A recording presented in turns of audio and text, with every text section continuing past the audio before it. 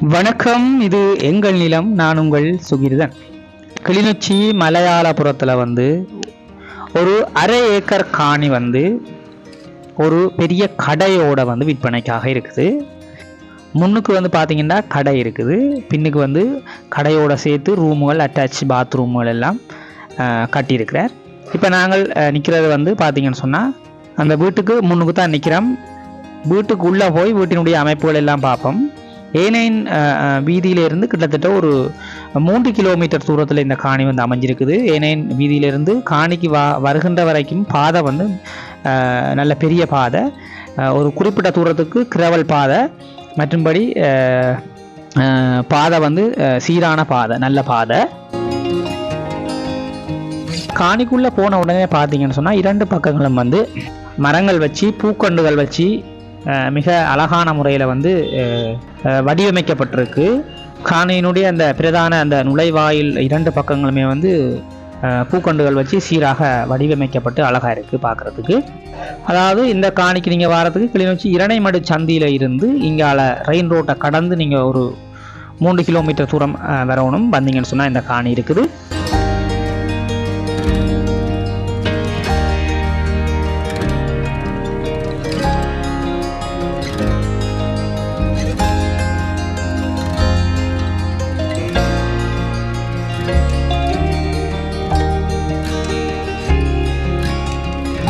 அதாவது நாங்கள் முதல் காணியை சுற்றி பார்ப்போம். அதுக்கு பிறகு நாங்கள் கடை மற்றும் கடைக்கு பின்னுக்குள்ள அந்த அமைப்புகளையும் ஒருக்கா சுற்றி பார்ப்போம்.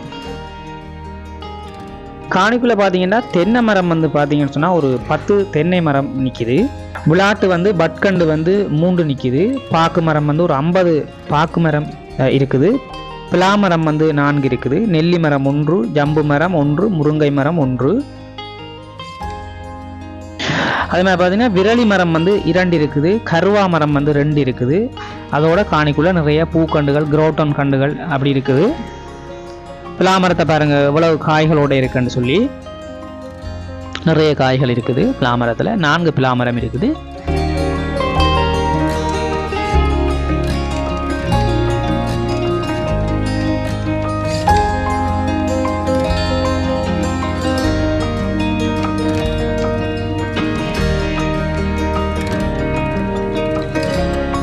இது முதல் ஒரு ஜாட் ஒன்று இயங்கி இருக்கு. இந்த இடத்துல பார்த்தீங்கன்னு சொன்னால் 2 பக்கங்கள் தகரத்தால் அடைக்கப்பட்டிருக்குது, கொங்கிரீட் தூண் போட்டு. மற்ற ஒரு பக்கம் கொங்கிரீட் தூண் போட்டு முள்ளு கம்பியால் அடைச்சிருக்கு. ஒரு பக்கம் சீராக அடைக்கப்படலை, ஒரு பக்கம் நீங்கள் தான் அடைக்கணும். ஆகவே 3 பக்கங்கள் கொங்கிரீட் தூண் போட்டு அடைக்கப்பட்டிருக்கு. ஒரு பக்கம் நீங்கள் அடைச்சி கொள்ளணும்.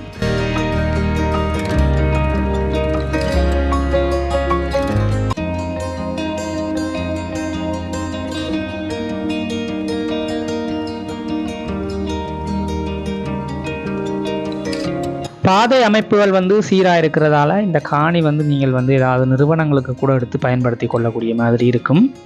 ஏதாவது ஒரு ஃபேக்ட்ரி ஒன்று கட்டுறதுக்கு கூட நீங்கள் இதை பயன்படுத்தலாம்.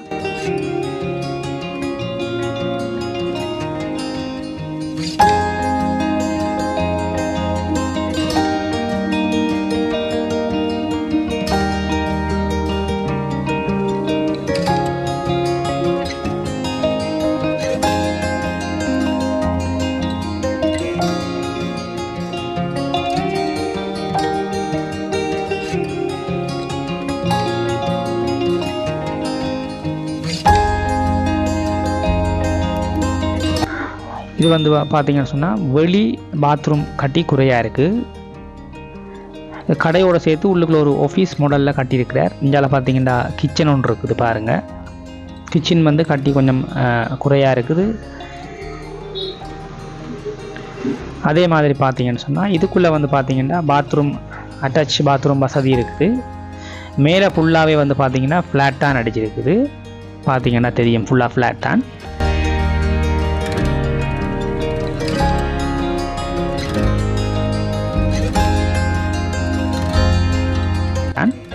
அதே மாதிரி இது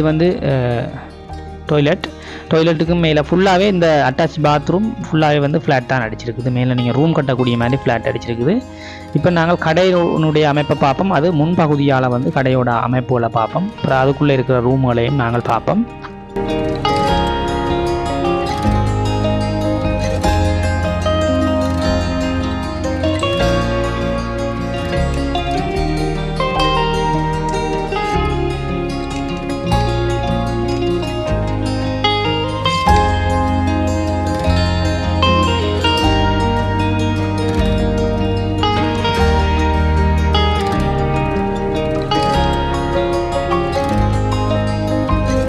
இது வந்து முதல் ஒரு ஜாட்டா வந்து இயங்கியிருக்கு. இந்த பூக்கல்லுகள் மற்றது பூச்சாடிகள் அதிலெல்லாம் வந்து தூணுகள் எல்லாம் வந்து அரிஞ்சு கல்லுகள் எல்லாம் அரிஞ்சு விற்கிற ஒரு ஜாட்டா இயங்கியிருக்குது.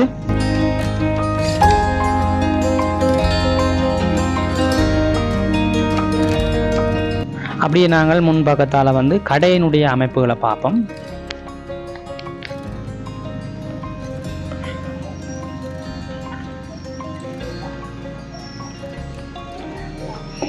இதில் இருக்க இந்த கடையினுடைய அகலம் வந்து பார்த்தீங்கன்னு சொன்னால் 11 அடியும் நீளம் வந்து 36 அடி நீளத்திலையும் வந்து இந்த கடை வந்து அமைஞ்சிருக்குது.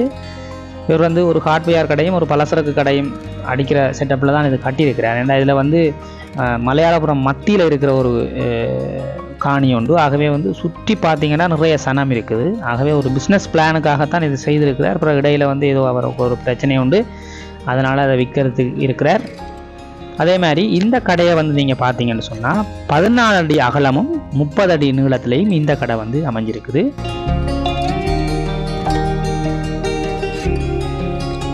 அப்படியே நாங்கள் கடைக்குள்ளே போய் பின்பகுதியையும் ஒருக்கா பார்த்துருவோம்.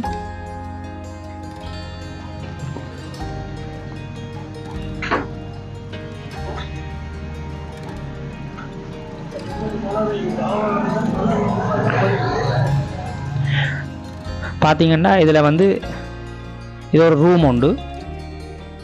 2 ரூமும் இருக்குது, ஒரு ஹோலும் 2 ரூமும் இருக்குது. இந்தியால பக்கம் பார்த்தீங்கன்னா இதுவும் வந்து பார்த்தீங்கன்னா ஒரு ரூம் உண்டு.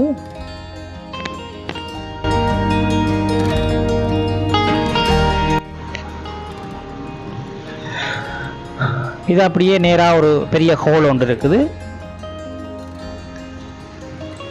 ஃபுல்லாக வந்து சீட் தான் வந்து போடப்பட்டிருக்குது.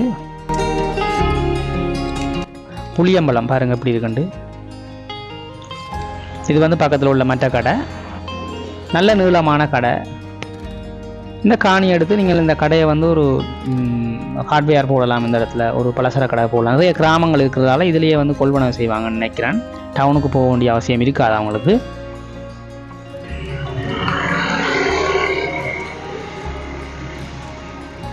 அப்படியே பாருங்க, இது பாத்ரூம்.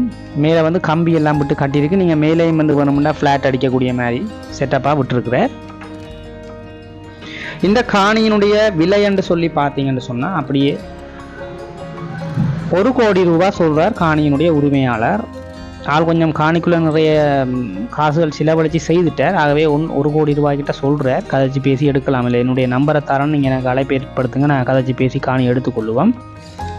இதுபோன்று உங்களுடைய காணிகள், வீடுகள், தோட்டங்கள், வயல்கள் எதுவாக இருந்தாலும் என்னுடைய இதே நம்பருக்கு வந்து அழைப்பு ஏற்படுத்துங்க. நாங்கள் இந்த மாதிரி விளம்பரப்படுத்தி விற்று தருவதற்கு தயாராக இருக்கிறேன். மறக்காமல் எங்கள் நிலம் சேனலை வந்து சப்ஸ்கிரைப் செய்து வச்சுக்கொள்ளுங்க. நிறைய காணி வீடியோக்கள் போடுறதால உங்களுக்கு அது பிரியோசனமாக இருக்கும் என்று சொல்லி நான் நம்புகிறேன். மற்றொரு காணொளியில் நான் உங்களை சந்திக்கிறேன். நன்றி, வணக்கம்.